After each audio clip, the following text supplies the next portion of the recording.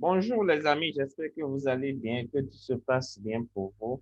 Aujourd'hui, nous allons aborder une thématique sur comment lever des fonds pour sa start-up. Beaucoup sont confrontés à ces difficultés. Quand ils veulent lever des fonds, ils sont confrontés à beaucoup de difficultés. Beaucoup de personnes se disent, voilà, sont paralysées parce qu'ils se disent, voilà, je n'ai pas le financement, donc je ne peux pas faire un projet. Déjà, c'est une mentalité de loser. Beaucoup veulent lever des fonds sans forcément savoir comment ça se passe. Moi, personnellement, j'ai déjà levé beaucoup de fonds dans ma carrière de trader. Je pense que la première fois où j'ai levé des fonds, c'était 1 million. Je pense que je tournais autour de 1,5 million. Euh, Après, j'ai levé 6 000 dollars. Ma première levée de fonds, c'était en 2017 ou 2016, ouais, 2017. C'était en 2017. Il y avait levé 1 million et quelques, d'accord? Déjà en 2013, il y avait levé 1 million. Après, en 2017, il y avait levé 1 million, 1,3 million, 1,4 million. Après, en 2019, j'ai levé 6 000 dollars. L'année passée, j'en ai levé 10 000. Voilà. Donc, cette année, je suis en train de, de lever. Actuellement, je suis sur une levée d'environ 25 000 euros. Voilà. Donc, pour un projet. Alors, donc, le domaine de la levée des fonds, c'est un domaine que je connais. Je ne dirais pas que je maîtrise, mais je m'y connais pas mal. Donc, je vais vous donner quelques approches dans cette vidéo pour que vous puissiez comprendre de quoi il s'agit. Alors, avant de rentrer dans le vif du sujet, nous allons voir trois choses par rapport au lever des fonds. La première chose, terre à terre, que je veux vous dire, c'est une vérité absolue, c'est qu'il y a plus d'argent que de projets. Beaucoup de personnes se plaignent de ne pas avoir du financement pour leur projet. En fait, c'est une mentalité de loser. C'est vraiment une mentalité de médiocrité. Parce qu'il y a plus d'argent dans le monde entier que de startups existants. Il y a plus d'argent même que d'idées d'entreprises existantes. Imaginez un peu. Parce que les investisseurs, ces 10 dernières années, ces 10, 20 dernières années, ont gagné plus d'argent que toutes les autres années réunies. Donc, ils sont prêts à remettre de l'argent sur le tapis. Sauf que, et ce qui m'amène au deuxième point, il y a des domaines qui facilitent plus la levée de fonds. Donc, le problème n'est pas qu'il n'y a pas de financement. Des fois, quand j'entends, je ne peux pas faire mon projet parce qu'il n'y a pas de financement, j'ai envie de gifler la personne parce que tout simplement, la personne est en train de me dire, je suis médiocre, mais je ne sais pas que je suis médiocre. Parce qu'il faut comprendre qu'il y a des domaines qui facilitent plus la levée de fonds que d'autres. Aujourd'hui, les domaines traditionnels, agro-business, créer une ferme et tout ça, ça n'attire plus autant en termes de levée de fonds. Il faut savoir que quand vous avez du mal à lever des fonds, c'est soit votre domaine d'activité n'est pas en harmonie, en phase avec les domaines qui facilitent plus la levée de fonds. Pourquoi il y a des domaines qui facilitent plus la levée de fonds? Je vais vous expliquer. Parce que 90% des investisseurs ont tous le même profil. Ce sont des psychopathes. Ils ont tous le même profil, ils ont tous la même gueule, ils ont tous le même pédigré. Du coup, ils investissent tous dans la même boîte. Ils investissent tous dans le même type de boîte. Et donc, quels sont ces domaines-là qui facilitent plus la levée de fonds aujourd'hui? Ce sont les startups tech. Les startups tech, les startups dans lesquelles les startups liées à la technologie, les startups liées à la technologie, au trading, au Bitcoin, à la blockchain, les food tech, hein, les food delivery, les fintech. Voyez? Et donc, ce sont ces domaines-là qui facilitent plus la levée de fonds. Ce qui veut dire que pour vous qui m'écoutez, quelle est la solution pour vous? C'est que si vous êtes dans un domaine traditionnel et vous voulez lever des fonds, il faudrait que vous puissiez digitaliser votre service. vous puissiez rendre votre service scalable, pardon. Vous puissiez faire en sorte que la personne qui est à l'autre bout du monde, à Bagdad, puisse utiliser votre service. Ça veut dire que votre service doit s'ouvrir désormais au monde entier. Donc, quand vous avez un business, vous avez une start-up et vous voulez aller lever des fonds, vous devez vous débrouiller pour digitaliser votre service de façon à ce que n'importe qui de par le monde entier puisse consommer votre service depuis là où il est sans que vous vous déplacez. D'accord? Donc, si vous voulez faciliter votre levée de fonds, vous devez soit avoir des startups dans les domaines qui facilitent cette levée de fonds ou digitaliser votre service. Troisième chose à savoir, c'est que vous devez travailler à devenir finançable. Qu'est-ce que je mets dans finançable? Je mets dans finançable d'abord devenir crédible. D'accord? Donc, vous devez travailler sur votre crédibilité. Il y a beaucoup d'investisseurs qui vont financer vos startups, pas forcément parce que le projet est intéressant, mais parce que vous inspirez un leadership persuasif. Donc, comment on devient crédible? Comment on gagne en crédibilité? Déjà, en évitant de promettre ce que vous n'êtes pas capable de donner. Ne promettez jamais ce que vous n'êtes pas capable d'offrir. Deuxièmement, devenez excellent dans ce que vous faites. Devenez le meilleur. Moi, je dis un truc. Si vous avez une start-up, si vous avez une entreprise, une PME, tout ce que vous voulez, et que on cherche quelqu'un à recommander dans votre industrie, et que votre nom ne peut pas être cité parmi les 3 premiers de votre industrie fermée, vous n'avez pas le droit d'exercer dans ce domaine-là. Si vous n'êtes pas capable d'être le meilleur, ne faites pas. Si vous ne pouvez pas être parmi les 3 premiers, ne faites pas. C'est de ça qu'il s'agit. Devenir finançable, les gens veulent associer leur image à votre image. Donc, si votre image est une image prestigieuse, ils auront tendance à financer votre business. D'accord? Donc, vous devez devenir le meilleur en innovation, le meilleur en processus, le meilleur en stratégie, le meilleur dans votre domaine. C'est important. Et vous devez, troisième chose, vous devez travailler à avoir un CV qui parle pour vous, un passé. Vous devez avoir des travaux que vous avez exécutés, des tâches des clients que vous avez satisfaits. Et pour ça, vous devez faire, surtout quand vous êtes au début, vous devez faire beaucoup de gratuit. Vous devez offrir votre service gratuitement aux gens, mais donner le meilleur de vous-même, de façon à ce que vous preniez à chaque fois chez tous les clients des retours clients. Ce qui fait que facilement, vous allez pouvoir utiliser ces retours clients-là comme une sorte de CV, d'accord? Une sorte on appelle ça dans le jargon des graphistes, j'ai oublié le nom, mais des travaux que vous avez déjà effectués, ok? On passe au deuxième point, changez votre rapport à l'argent.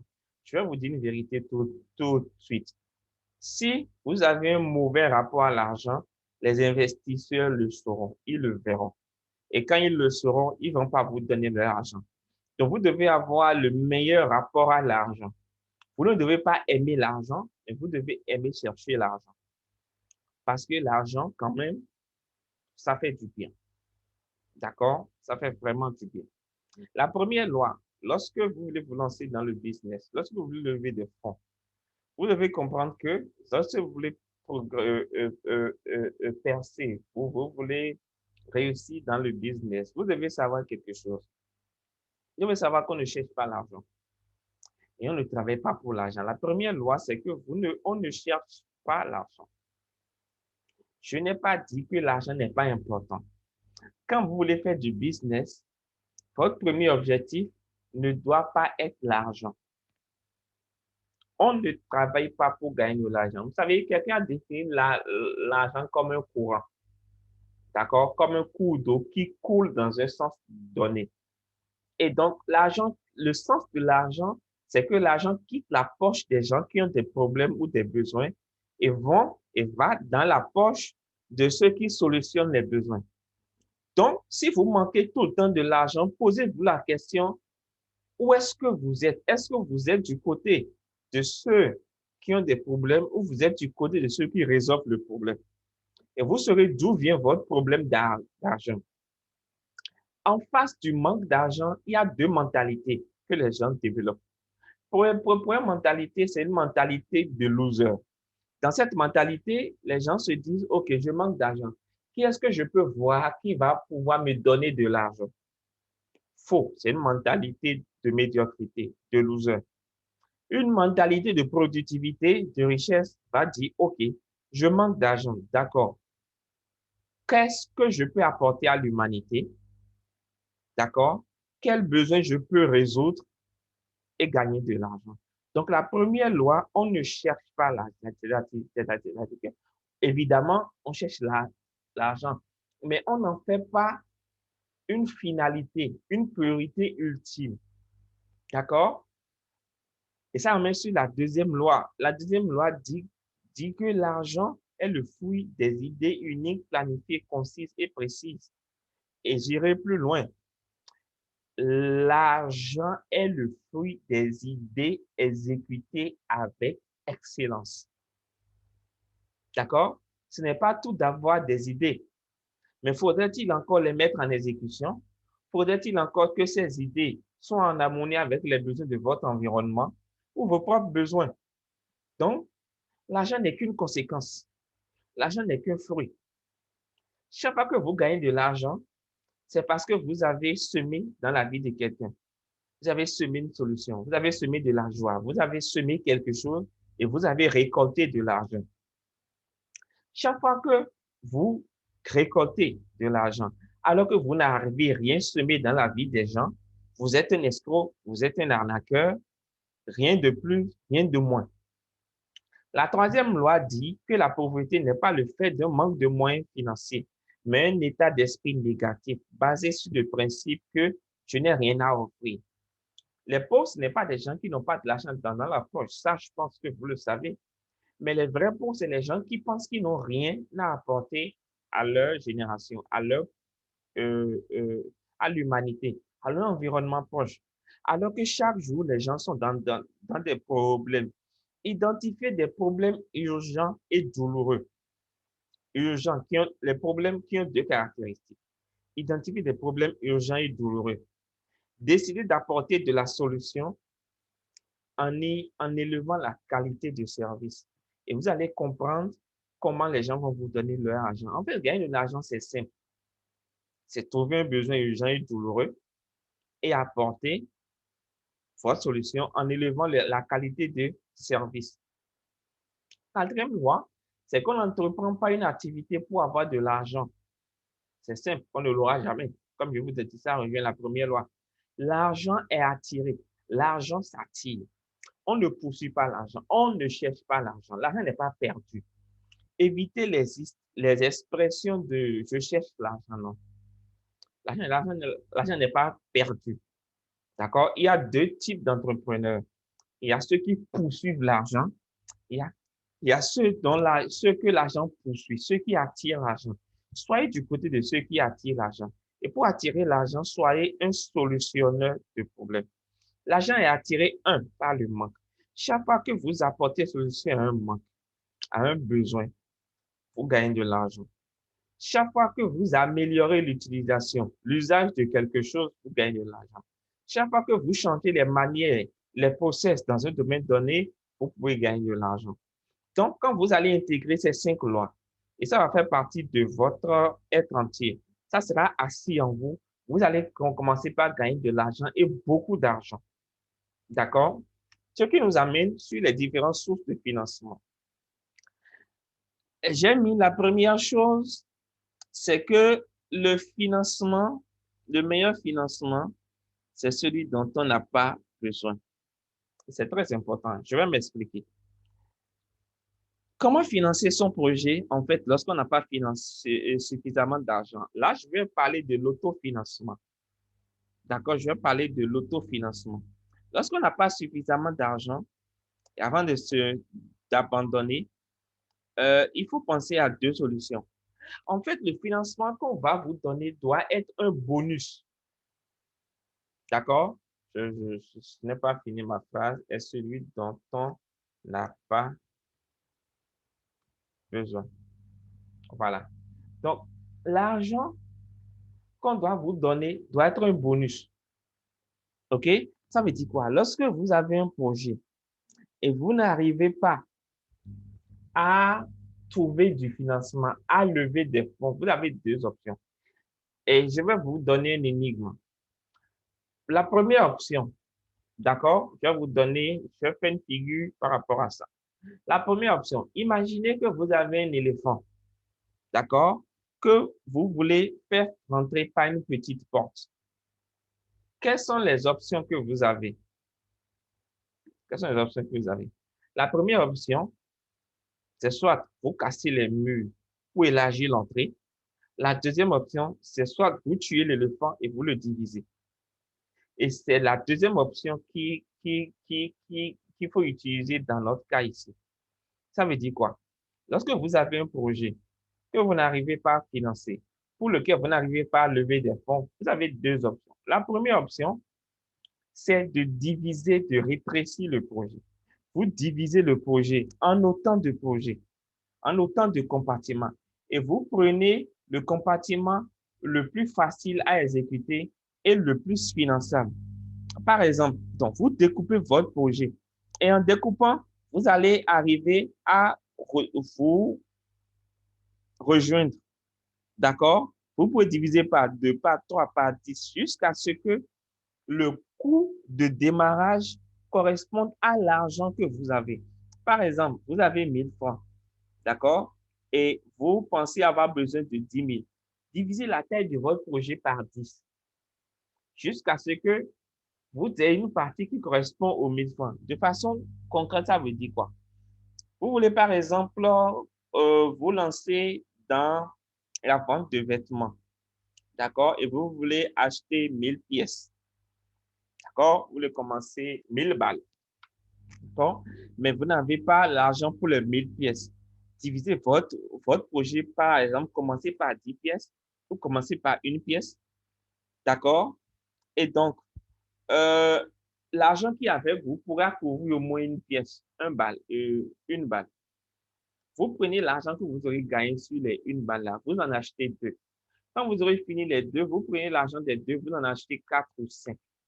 Quand vous finissez ainsi de suite jusqu'à ce que vous progressez, donc divisez votre projet, commencez par le compartiment le plus facile. Deuxième option, c'est s'éloigner du projet, aller travailler, aller faire un travail salarié et revenir plus tard pour continuer le projet. Donc, vous allez faire un travail salarié en cotisant de l'argent de côté et vous revenez plus tard pour commencer par exécuter le projet. Ça, c'est le second conseil. Si par exemple, vous voulez, alors n'allez pas dans un domaine qui est trop loin ou radicalement opposé à votre projet. D'accord? Par exemple, si vous achetez, si vous voulez commencer dans un restaurant, vous voulez ouvrir un restaurant, d'accord? Lancez-vous par exemple comme chef à domicile. D'accord? Lancez-vous comme chef à domicile en attendant. Si vous voulez vous lancer dans le gardiennage, devenez comme par exemple un sous-traitant qui trouve des clients pour les sociétés de gardiennage. D'accord? Si vous voulez lancer une boutique, démarrez votre commerce en faisant de la vente en ligne depuis la maison. D'accord? Sans boutique. Si vous voulez livrer, si vous voulez ouvrir par exemple une librairie, commencez par créer, par ouvrir une petite communauté de lecteurs sur Internet. Vous pouvez créer votre communauté de lecteurs sur Internet où les gens se partagent des livres, ils lisent, ils font les résumés, etc. D'accord? Et développer vos revenus grâce aux achats sur Amazon. Ça peut aller. Si vous voulez ouvrir un parc de loisirs pour enfants, commencez par acheter et revendre des équipements de jeu, etc., etc. Donc, voilà autant d'images, autant d'idées pour pouvoir vous autofinancer. OK? Ensuite, le deuxième moyen de financement, la deuxième source de financement, j'appelle ça la love money. La love money, c'est souvent considéré comme indispensable quand vous voulez démarrer.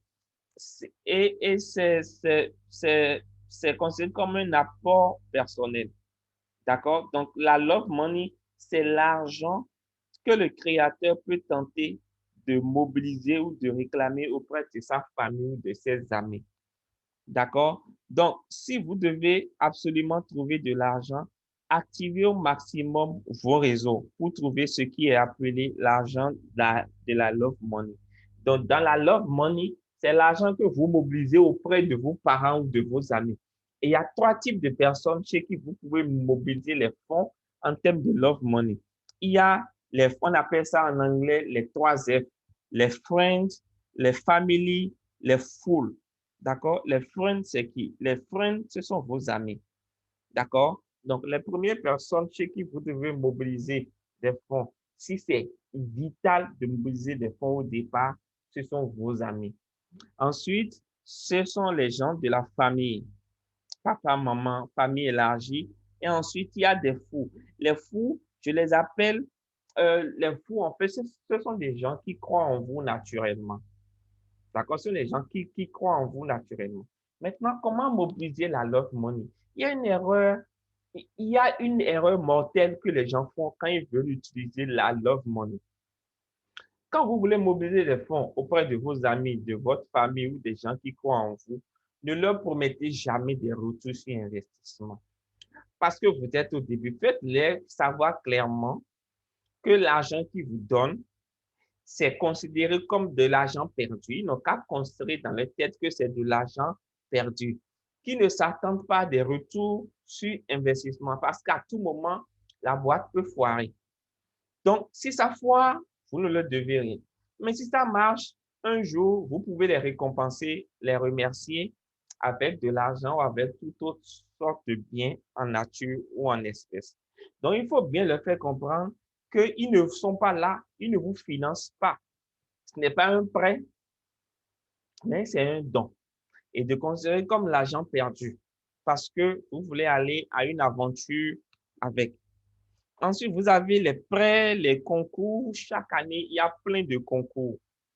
OK? Il y a plein de concours pour lesquels vous pouvez participer. Il y a le MTNAP Challenge, il y a EcoBank, il y a le prix de l'entrepreneur pour l'Afrique, il y a la fondation Lionel Zinsou, il y a aujourd'hui, il y a plein de fondations. Il y a Tony et Lumelu, il y a quoi encore? Il y a plein de concours aujourd'hui que les gens lancent pour financer.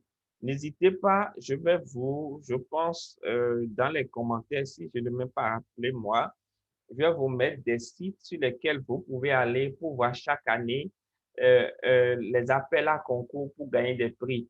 Même les organisations internationales comme l'ONU, je pense, la CEDEAO, l'UEMOA, la francophonie et tout ça, ont des programmes chaque année pour pouvoir financer les startups, les entrepreneurs. Donc, vous avez les prêts d'honneur, les concours, d'accord, les aides distribuées par l'État, les subventions données par les gouvernements. Les prêts d'honneur, en fait, permettent de compléter l'apport personnel. Un prêt d'honneur, c'est attribué par des organismes extra-bancaires à des créateurs sélectionnés. D'accord? Donc, voilà. Donc, les structures de microfinance, vous savez, aujourd'hui, financer des entreprises, ça permet de payer moins d'impôts. Donc, il y a de plus en plus d'entreprises aujourd'hui qui créent des fondations, qui lancent des concours pour pouvoir payer moins d'impôts. OK? Il y a ce que j'appelle la prise de participation au capital social. Donc, il y a par exemple des sociétés qu'on appelle des sociétés leveurs de fonds. D'accord? Moi, par exemple, j'ai une société leveuse ou leveur de fonds qui vous aide à, qui, qui, qui, qui vous aide contre une rémunération à monter des plans d'affaires et à les présenter à des investisseurs. Donc, moi, j'ai une société qui, qui fait ça, qui aide à écrire, rédiger un plan d'affaires, à présenter des investisseurs pour mobiliser des fonds, moyennant une rémunération. Donc, soit je le fais sur la base de 10% de ce que vous allez prendre, on trouve un arrangement. D'accord? Donc, il y a de ces sociétés-là. Rappelez-moi, je vais vous mettre quelques listes aussi en commentaire de la vidéo, euh, quelques liens pour que vous puissiez aller dessus. Il y a des sociétés qui vous aident à lever des fonds en contrepartie de rémunération. Il y a aussi les prêts bancaires, les garanties. Les prêts bancaires, les garanties, j'ai juste une chose à vous dire dessus. si vous avez un bon patrimoine immobilier, si vous avez un héritage immobilier, si vous avez des biens immobiliers, même si votre projet est bidon, même si votre projet est nul, ne veut rien dire, les banques vont financer parce que derrière, vous avez une terre qui s'apprécie chaque année. D'accord? Donc, si vous avez des terres qui s'apprécient chaque année, utilisez votre puissance immobilière pour lever de gros fonds. Ensuite, vous avez ce que j'appelle le crowdfunding. Beaucoup de personnes le connaissent déjà. C'est le fait de se faire financer par des inconnus. Le principe est simple. Il y a des sites aujourd'hui qui existent. Vous déposez votre projet dessus. Ils envoient ça. Ils ont leur réseau d'investisseurs. Ils envoient ça aux investisseurs. Les investisseurs regardent. Généralement, vous demandent d'envoyer des vidéos. Donc, les investisseurs regardent. Quand les investisseurs regardent, ils sont intéressés. Qu'est-ce qu'ils font? Ils sautent dessus, ils souscrivent le pas. Et vous, quand vous déposez un projet dessus, vous avez 3 mois. Si au bout des 3 mois, vous levez les fonds ou pas, le projet est supprimé du site. Si vous n'arrivez pas à lever le montant total, l'argent est retourné aux investisseurs.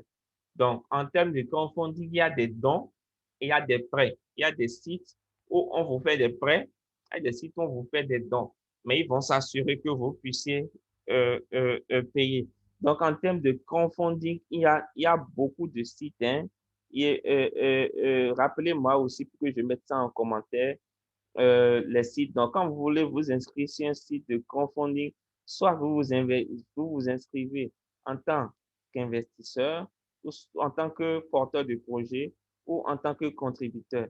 En tant que porteur de projet, c'est que vous déposez votre candidature par le biais d'une vidéo, d'une photo, d'un support de votre choix, ou le support exigé par le site, et vous fixez un objectif financier à atteindre sous 90 jours, parfois 100, mais c'est très rare. Et donc, l'objectif, soit c'est atteint ou dépassé, vous pouvez lancer encore d'autres projets. Si vous êtes inscrit en tant que contributeur, vous créez un compte sur le site, vous naviguez parmi les dizaines de projets, par catégorie ou par popularité. Vous choisissez à hauteur de votre participation. Si l'objectif est atteint, vous avez participé au lancement du projet. Donc, en retour, vous allez soit recevoir une contrepartie si c'est un prêt, ou vous allez recevoir des cadeaux en nature lorsque le projet va prendre corps, dans le cas d'un don. D'accord? Donc, euh, l'un des avantages du crowdfunding, c'est que même si vous n'atteignez pas vos objectifs financiers, vous aurez des retours, des critiques pour améliorer le projet et pour le redéposer pour la prochaine fois. D'accord? Voilà, ça vous permet d'avoir un accès direct à une communauté impliquée, les supports web existants, etc., etc. Donc, vous devez comprendre ça. Donc, il y a plein de sites hein, comme Wise, d'accord? La participation, c'est à partir de 100 euros. Il y a Cofondit, il y a Ulule, il y a ClickClickBankBank, il y a dans chaque domaine, hein, je vais vous envoyer ça, je vais vous mettre ça en commentaire. Il y a des plateformes généralistes, il y a des plateformes dans l'art, le cinéma, la musique, des projets artistiques, il y a des plateformes dans la mode pour lever des fonds en crowdfunding, il y a des plateformes dans la production numérique, des événements culturels, il y a ceux qui développent des jeux, il y a des plateformes pour des projets gaming, etc. Ensuite, à part le crowdfunding, aujourd'hui, vous avez les réseaux sociaux. Si vous êtes quelqu'un d'influent sur Facebook, sur les réseaux sociaux, sur Twitter et tout ça, vous pouvez présenter un projet en ligne, lever des fonds, demander aux gens qui veulent devenir actionnaires de souscrire à tel montant pour avoir une action. Vous voulez mobiliser tel fonds et qui équivaut à tel montant. Donc, les gens donnent de l'argent et quand ils donnent un montant, par exemple, ils donnent 10 000, ils ont droit à une action dans votre entreprise. D'accord? Vous mettez par exemple 20% de votre, 10% de votre entreprise sur le marché. Et vous demandez, moi, en 2017, c'est comme ça que j'ai mobilisé les 1,4 million grâce aux réseaux sociaux parce que j'étais beaucoup influent. Je le suis toujours beaucoup influent sur les réseaux sociaux. J'ai mobilisé 1,4 million juste parce que j'ai mis des que j'ai ouvert le capital de mon entreprise et que ceux qui veulent souscrire on a tel nombre d'actions qui correspond à tel montant. Et les gens souscrivent vraiment. Les gens souscrivent vraiment. J'ai un ami qui a mis 1 million, d'autres ont mis 100 000. Les 1,4 million, je pense on tournait autour je sais pas, 6 ou 7 personnes avec lesquelles on a pu mobiliser les 1,4 million. On a mobilisé ça en l'espace d'une semaine, hein. C'était vite parti en fait. Donc, si vous avez une certaine popularité et une certaine crédibilité sur les réseaux sociaux, vous pouvez les utiliser pour lever des fonds. Ensuite, vous pouvez utiliser les tontines. Moi, j'en connais beaucoup aujourd'hui qui utilisent les tontines pour lever des fonds. Par exemple, ils lancent des tontines. D'accord? Je dis n'importe quoi. 100 000 par mois pour 10 personnes ou 20 personnes. Donc, chaque mois, chacun ramasse 1 million. Ils se mettent en premier. Peut-être même, ils occupent les 2 premières places. Ils rentrent à 2 bras, comme on le dit chez nous. Ils rentrent à 2 bras. Ils occupent les 2 premières places. Ils prennent le premier mois, le deuxième mois. Donc, avec les 2 fois 1 million ou avec les 1 million, ils tournent leur business, ils investissent dans leur business de façon sérieuse et avec les gains mensuels, avec les retours sur investissement, avec les bénéfices, ils arrivent maintenant à payer leurs 100 000 chaque mois jusqu'à ce que tout prenne fin. Aujourd'hui, il y a même une plateforme au Sénégal, je pense, qui est une plateforme de tontine. Vous pouvez mettre votre tontine sur la plateforme et même si au cours d'un mois, quelqu'un n'arrive pas à payer, la plateforme rembourse, paye à la place de la personne. D'accord? Donc, les gens utilisent les tontines aujourd'hui. Moi, j'en connais qui sont dans plus de 10 tontines, hein. Ils lancent seulement et ils sont toujours les premiers à prendre. Ça leur permet de tourner rapidement leur business, de fonder un business, de financer, de tourner avec les gains mensuellement, de pouvoir payer jusqu'à la fin. Et à la fin, ils relancent encore et mobilisent encore des fonds. Dernière stratégie que je m'en vais partager avec vous, c'est les crypto-monnaies. Aujourd'hui, vous pouvez utiliser les crypto-monnaies, vous pouvez créer vous-même votre crypto-monnaie. Si vous voulez en savoir plus, écrivez-moi dans les commentaires. Je peux vous aider à créer votre propre crypto-monnaie et mettre sur le marché et lever des fonds. Donc, les gens, en achetant vos crypto-monnaies, ils vous donnent de l'argent qui vous permet de lever des fonds, d'accord, pour pouvoir financer votre projet. Et donc, si votre projet cartonne, perce, la valeur de la crypto-monnaie va monter, mais si votre projet foire, la valeur va chuter, ils auront perdu de l'argent. D'accord? Donc, vous pouvez émettre des crypto-monnaies sur le marché, un peu comme la crypto-monnaie Coin il y a quelques années. Je ne sais pas ce que c'est devenu maintenant. Vous pouvez mobiliser des fonds comme cela. D'accord? Voilà, je ne suis pas vraiment allé dans les détails. C'était une vidéo rapide. Si vous avez n'importe quel commentaire, si vous avez n'importe quelle question, mettez vos questions en commentaire ou écrivez-moi à paterne@gmail.com. D'accord, je me ferai un plaisir de répondre. Et voilà. Donc, voilà. Et si vous êtes sur WhatsApp, si vous avez des questions, écrivez-moi en inbox sur WhatsApp. Sinon, mettez vos questions en commentaire ou écrivez-moi par mail. Je me ferai un plaisir de répondre à vos questions dans les détails. Voilà. Je ne suis pas vraiment allé en détail parce que je voulais rester simple, sobre, rapide. Voilà. Je ferai une conférence physique bientôt et je pourrai vraiment aller dans les détails, donner des détails des sites, des procédures et tout ça. Ça peut aller. Allez, merci. Ciao, bisous.